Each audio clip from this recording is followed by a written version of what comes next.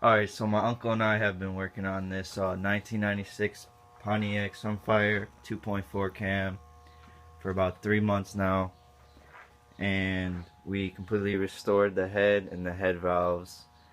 We also replaced the lifters and pretty much everything that we could think of that would be making this noise. So if anyone could help and give me any ideas, I would appreciate it. And here's what she sounds like.